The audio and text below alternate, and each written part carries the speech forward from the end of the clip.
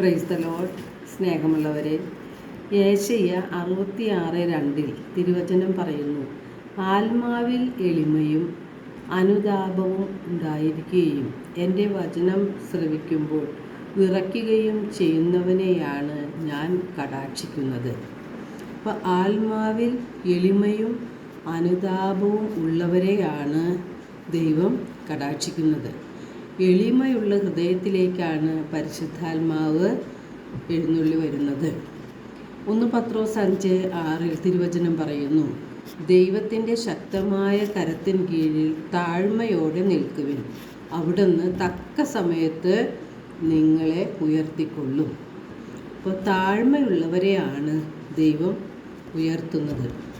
അതിന് ഏറ്റവും നല്ല മാതൃകയാണ്, ഉദാഹരണമായിട്ട് നമുക്ക് പറയാവുന്നത് പരിശുദ്ധ അമ്മയാണ്.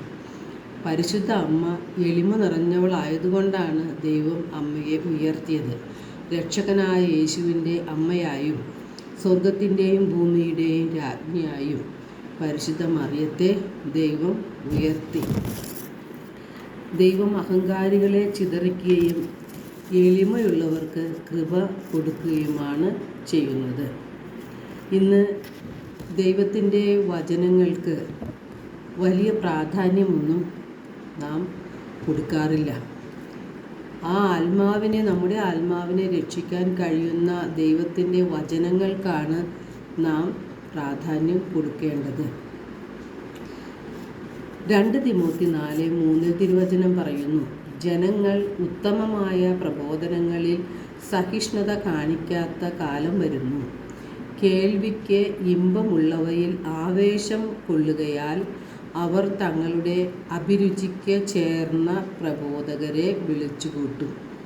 ഈ ലോകത്തിൻ്റെ ദേവൻ അവിശ്വാസികളായ അവരുടെ മനസ്സിനെ അന്ധമാക്കിയിരിക്കുകയാണ്. അതിനാൽ സുവിശേഷത്തിൻ്റെ പ്രകാശം അവർക്ക് ദൃശ്യമല്ല.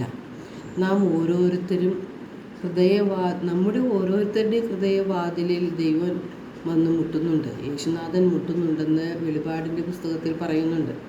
ഹൃദയവാതിൽക്കൽ വന്ന് യേശുനാഥൻ മുട്ടുമ്പോൾ നാം വാതിൽ തുറന്നു കൊടുത്ത്, ദൈവവചനത്തിനായുള്ള വാതിൽ നാം തുറന്നു കൊടുത്ത് ദൈവവചനം സ്വീകരിക്കുകയാണ് ചെയ്യേണ്ടത്. എന്നാൽ നാം ദൈവവചനത്തിനായുള്ള വാതിൽ അടച്ചിട്ടിട്ട് ഈ ലോക കാര്യങ്ങളിൽ ശ്രദ്ധ ചെലുത്തുകയാണ് നാം ചെയ്യുന്നത്.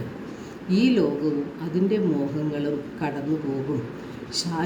ശാശ്വതമായി നിലനിൽക്കുന്നത് നമ്മുടെ ആത്മാവാണ്. നമ്മുടെ ആത്മാക്കളെ രക്ഷിക്കാൻ കഴിയുന്നത് ദൈവത്തിൻ്റെ വചനങ്ങൾക്കാണ്. അപ്പോൾ വചനം കേൾക്കുക മാത്രം ചെയ്യുന്ന ആത്മവഞ്ചകരാകാതെ വചനം നമ്മുടെ ജീവിതത്തിൽ പ്രാവർത്തികമാക്കുമ്പോഴാണ് നമുക്ക് വിശുദ്ധിയിലേക്ക് വളരാനായിട്ട് കഴിയുന്നത്. നമ്മുടെ ഹൃദയത്തിൽ എളിമയും അനുതാപവും ഉണ്ടാകുകയും ദൈവത്തിൻ്റെ വചനം ശ്രദ്ധയോടെയും വിശുദ്ധിയോടെയും സ്വീകരിക്കുകയും ചെയ്യുമ്പോൾ നാം എല്ലാവരും വിശുദ്ധരായി മാറും.